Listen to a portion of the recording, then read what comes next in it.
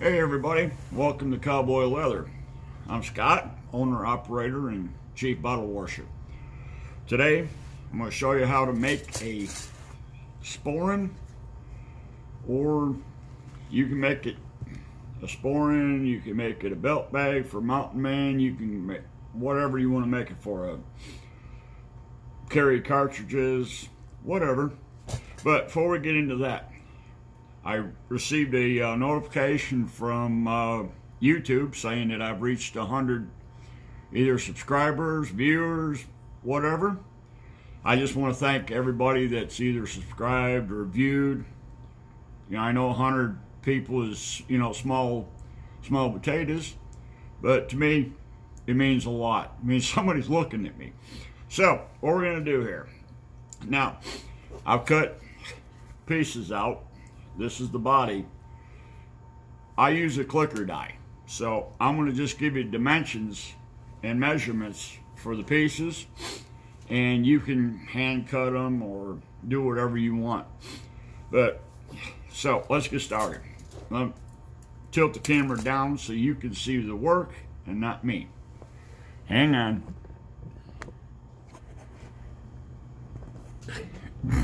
All right, there we go. All right. Now, this, as I say, this is the body. It's 6 inches wide by 7 5/8 long. Naturally, the edges are rounded. Now, you'll need 2 of those. You need a front, you need a back. All right. I'll put these aside. And we need 2 pieces like that, or excuse me, 1 piece like this. And you cut it 10 long at the pendulum portion down here. That's 4 inches wide. So if you take and make a rectangle 10 long, by we'll say 4.5, whatever. Now, being as, like I said, I got these out, I cut them out with a clicker die. What you can do is take a 4-inch round object, piece of PVC pipe, something 4 inches around, set it in here, square it up, draw your circle around here. But before you've done that, you'll measure in, find your center, which will be 2 inches. And then kind of put little marks up here so you can come down and center this up to get this narrow portion. Excuse me. So you'll need 1 of those. You can tool it. You can do whatever you want. The one, I got a clicker die for that Celtic knot. But you don't have to have that. You can take a your hammer stamps, do that, do whatever design you want. So like I say, we need 1 of those. Then we make this piece. Oop. And this one measures 5 inches long, 2 inches, yeah, we'll call it 2 1/8 wide. You can make it 2 inches. If you got a 2-inch wide strap cutter, end punch or end cutter, cut your radius. Need 1 of those, and need this piece. Now, get ahead of myself. This piece is that piece right there. And you'll have to cut or poke 4 holes right in here. But make sure when you poke your holes, you leave yourself enough room to either hand stitch it or use a machine, if you're lucky enough to have a machine to do it. This is this piece right here. Now, I put one together I'll show you it's in different stages. What you're going to do is, I skived this down to almost flat. You'll bend that, but what you'll do, this is what it looks like broke down.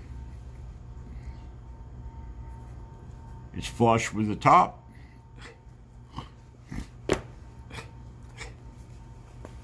And this is the back. Now what I do, and you can do it any way you want, is I find my center, put it on just so the top of your bag, where your radius starts around. Here, let me get back in frame, out of whack. Where your radius starts, that's where you want to put it. So what you'll do is you'll start here, stitch down, round, come back up. When you get up there close, take this piece, put it on like so, finish your stitch, stitch across, and maybe drop down one stitch, come back across, down, and back up again. And then once you got that stitched down, you'll fold this, and I put a little bitty box down here. Okay, that takes care of your back. And I say you've done your front. What I do is I poke my holes. I put my rawhide lace in there, because what this is going to be, it's going to be a draw. Make a drawstring. And then you just, you knot your ends or whatever. Then when you get all these pieces put together, then you're going to put that like that. Make sure you kind of tape this up, wad it up, do whatever, tie it in a knot here so you don't get it in your stitching. Lay that on there and take it over to your machine, or hand stitch it if you so desire, and just come around and stitch it all together. You can put a little bit of glue around the edges there, but you're going to be stowing close to the edge, so I would try and do it freehand. Let me take you over and put you on the machine, and we'll stitch it together right quick. Take you for a ride.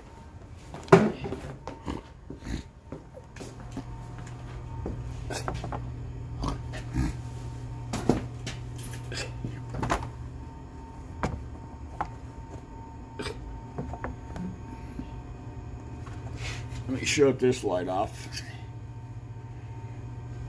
Better yet, I put you in behind me here.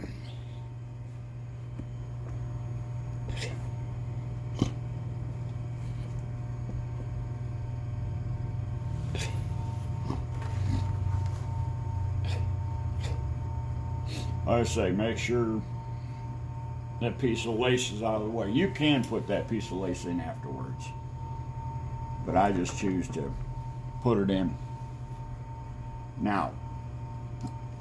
All right, flip her down, turn the machine on. Got to make sure it turns on. All right, grab up my tails. Now it's not a road race. Get my hand out of the way here.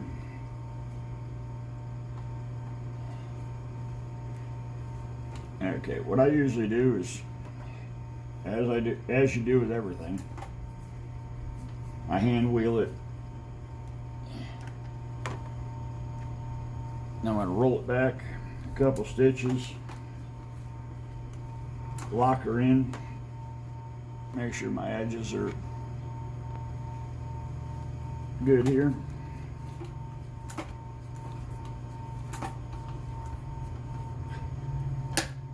Click her down.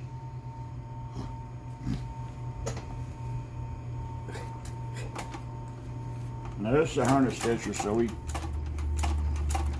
gotta be careful.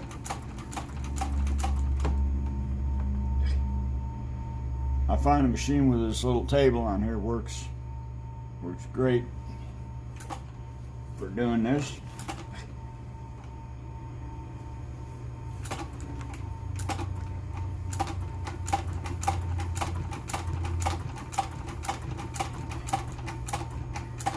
What I'm using, oh, I forgot to tell you, this is upholstery leather, probably about a 2-3 ounce.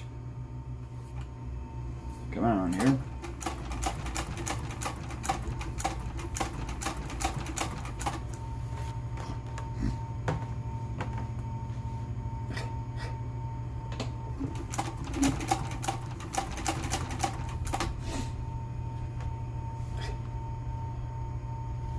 Make sure you watch your edges.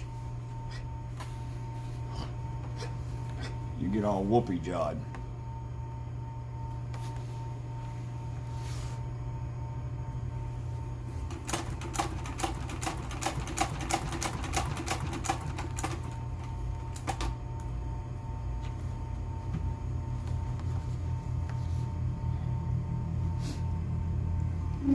You'll find if you use the upholstery leather, it's got a little bit of stretch to it. So don't pull on it too hard.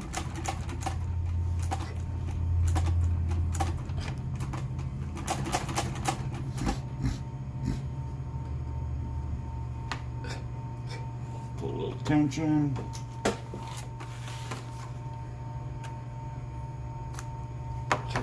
And we come over here. I like to burn the thread. Don't unravel. You can cut them too, but like I say, I like to burn them.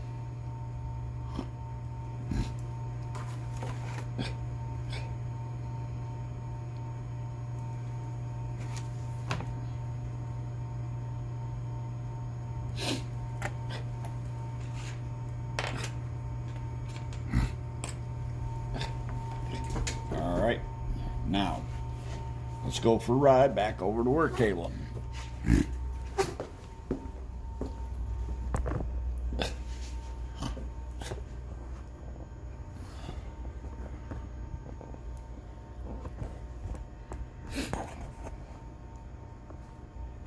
Maybe someday I'll get a proper camera.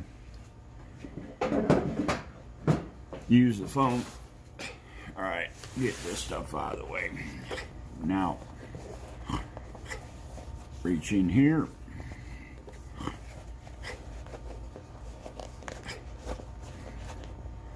Scrunch it, crunch it.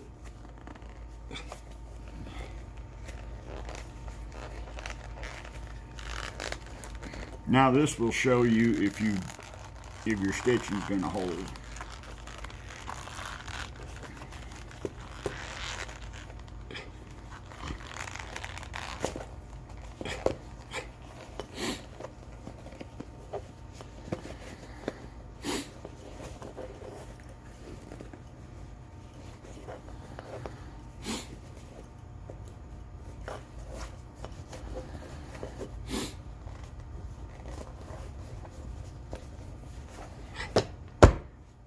There you go, ladies and gentlemen. Now, excuse me a minute.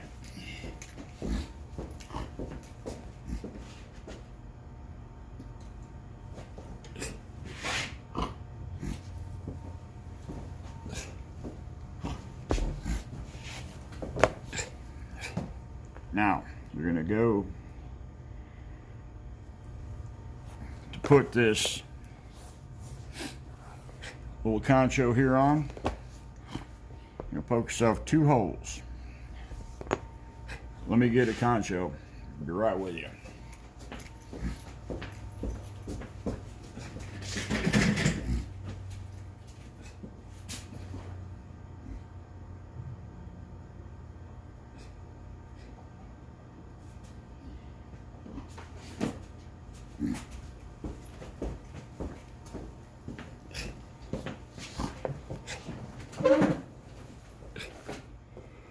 What I do is kind of stick that right there.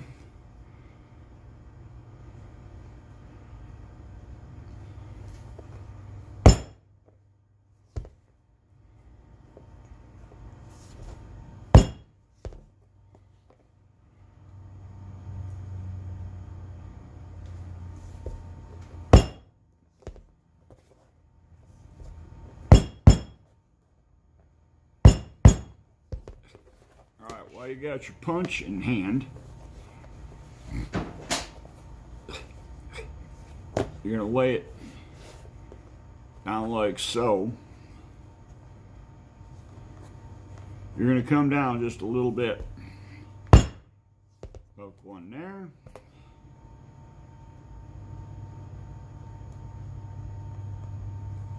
Come over here a little bit. Poke one there. Put two holes on that side.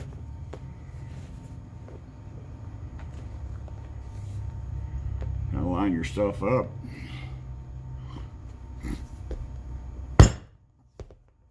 One hole there, and come out here. Whack them, zoom them. Take a piece of leather lacing, your choice of colors.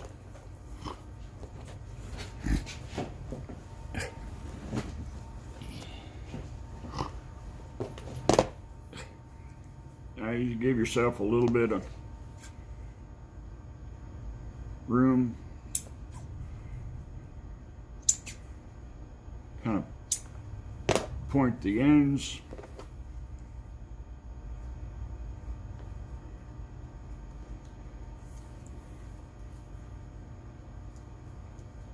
Slip them through.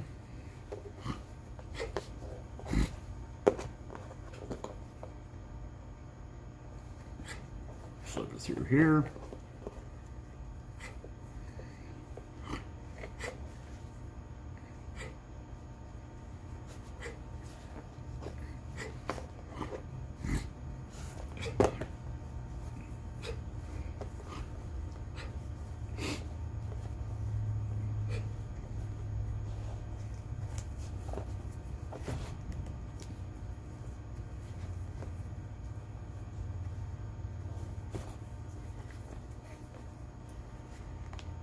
Put that.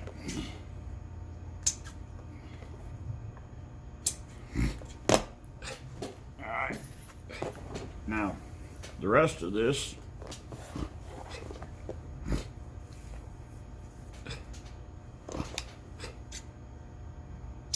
put a point on there.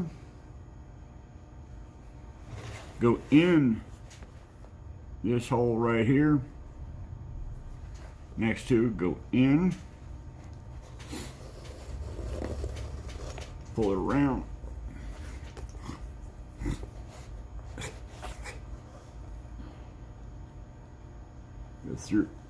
Go through to the next hole. Pull it up tight. Come around this side. Pull it. What you're doing is you're basically following the holes. Loopity-loop. Slip it behind there, pull it out.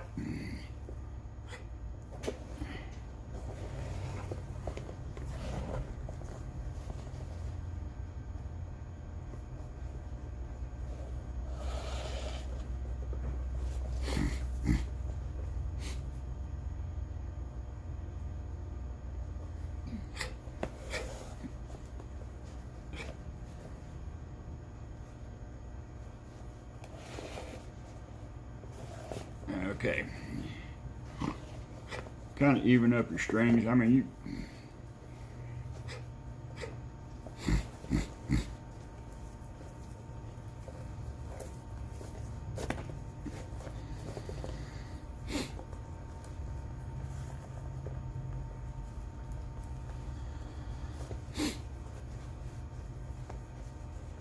you tie it in a bow tie.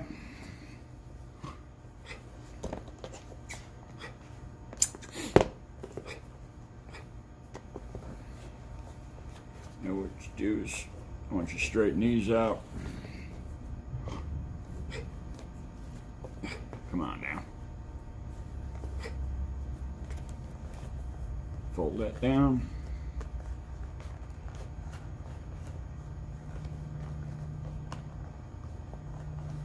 Put that up your closure, pull it down, there you go.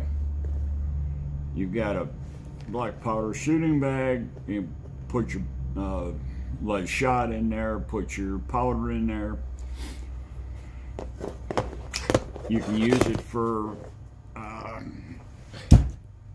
your Renaissance fairs. If you put that on there, it makes great for Renaissance fairs. And you want to make these out of something that you can turn inside out. Now you can, leave it, put it together like that, line up your edges, poke your holes around here, and you can leave it with the raw edges out. Simple. Once you get it down to a science where you've got your pieces parts cut. See, this is smaller. I made a smaller one. I've got a lot of these. But this one here, I sell these in my shop. Done up like this. I sell them for mountain men. Or black powder shooting people. People that like go out with black powder rifles. They're simple to make, and you make a little bit of money on them. Now,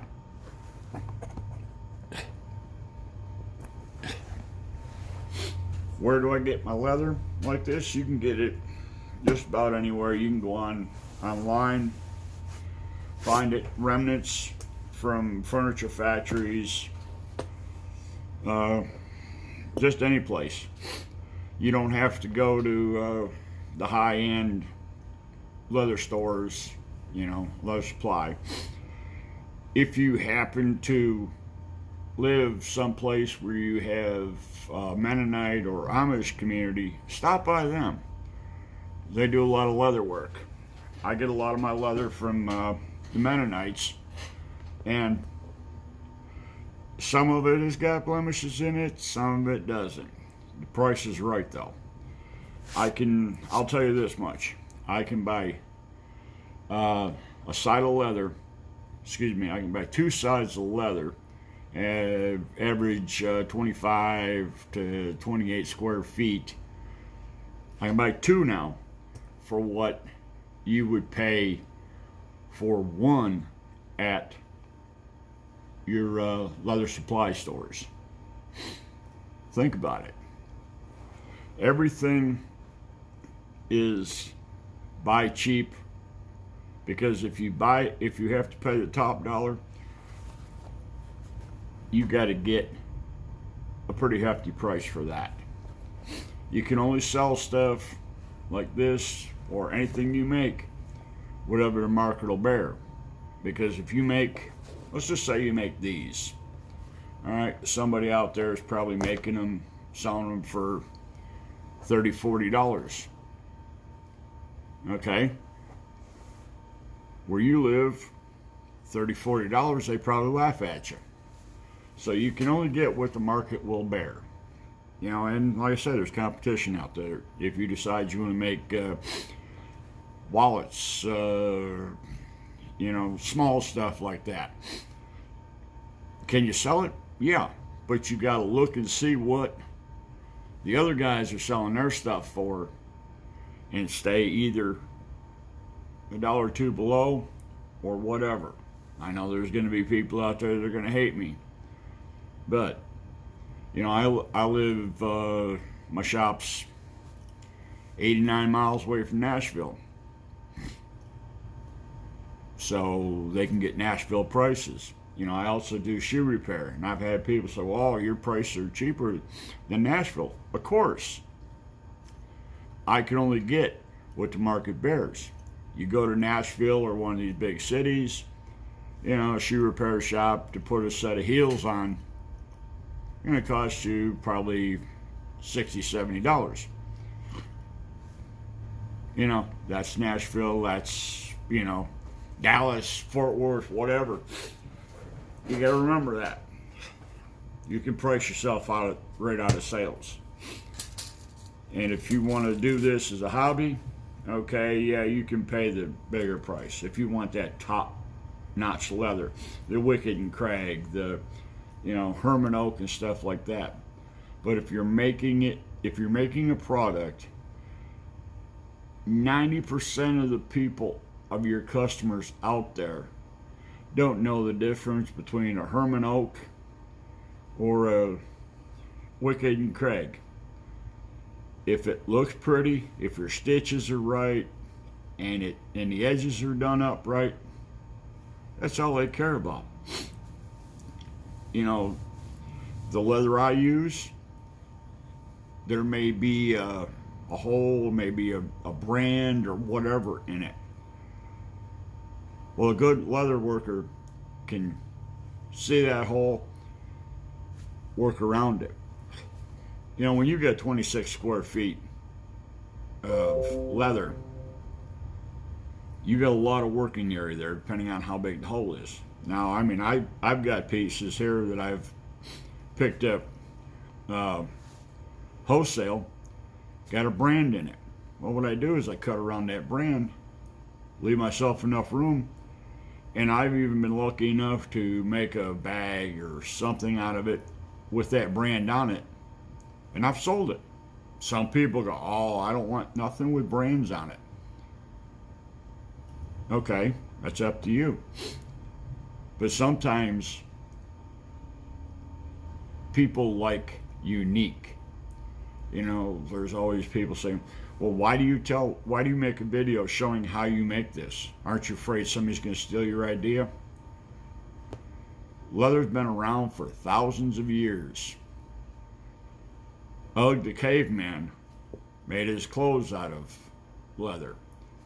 Anything that any leather crafter comes up and says, oh, I designed this, he took somebody else's idea and put his spin on it. We didn't invent the wheel. We're just improving on it. So, with that said, this video's got kind of long. If you like the content, if you like what I'm doing, go down into the subscribe, hit subscribe. If you want to see when I post more videos, hit the bell. And everybody have a good day, and wherever you're at, stay warm or dry.